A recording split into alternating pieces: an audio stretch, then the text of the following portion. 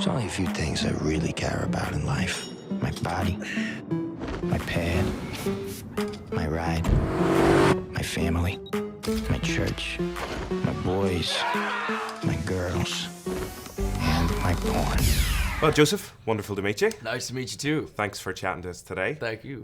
Congratulations on Don John. You must be very delighted with the positive reviews that the film is receiving so far. Yeah, it's been fun, yeah. Is there an element of relief as well? It's like, oh, thank God, people actually like it, because it is your baby as well, isn't it? It is my baby, and I do care very much about it. It's been exciting to see what people say. Reviews for sure, but more so just the conversations that people are having, because I wanted it to be a movie that would be a conversation starter.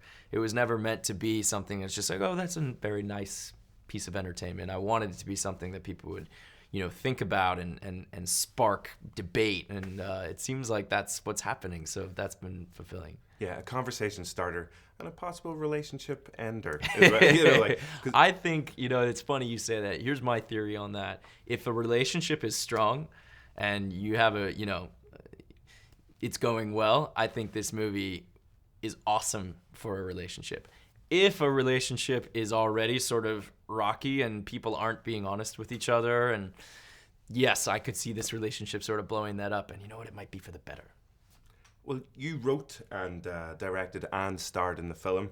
Did you do the catering as well? Or did you sort of stop at those, or did you do makeup as well, or involved in anything else? No, sir. I mean, to your point, though, a lot of people collaborated on this movie, even though I did write and directed and act in it. From the cinematographer to the editor to the production designer to the music composer to so many other people, not to mention the cast. So filmmaking is collaborative. It's, if you want to just do something on your own, you ought to write a novel or paint. You never really consider going down the full Eddie Murphy role and, just fill in all the roles as well. Joseph Gordon-Levitt as Scarlett Johansson. Maybe next time. Why'd you say yes to me? I'm just gonna have to wait to find out. All right, I got time. You're cute, I like you. Oh, yeah? Yeah. Listen, you want to know the truth? You're the most beautiful thing I've ever seen in my life. You like movies? I don't watch too many movies. The pretty woman, the pretty man, and they drive off into the sunset. Everyone knows it's fake. I love movies like that, you know? Great. But they watch it like it's real life.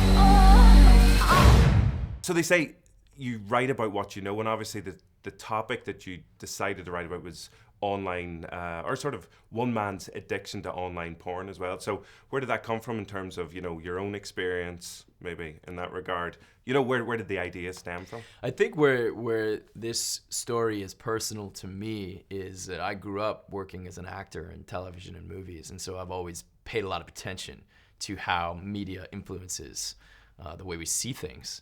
And that's what this story is about a guy who watches too much pornography and his girlfriend who watches too many romantic Hollywood movies, and how this media that they consume, they've sort of allowed it to give them these unrealistic expectations of what love and sex is supposed to be. So in that way, it's personal.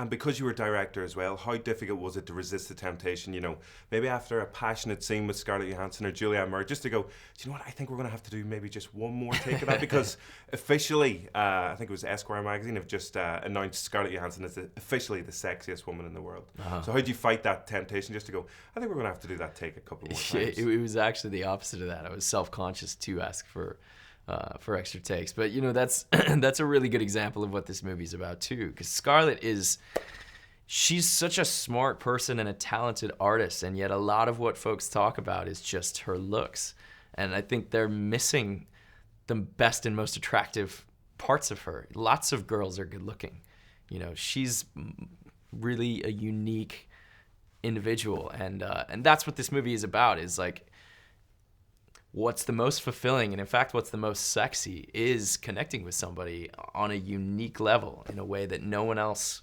could, because every human being in the world is somebody different.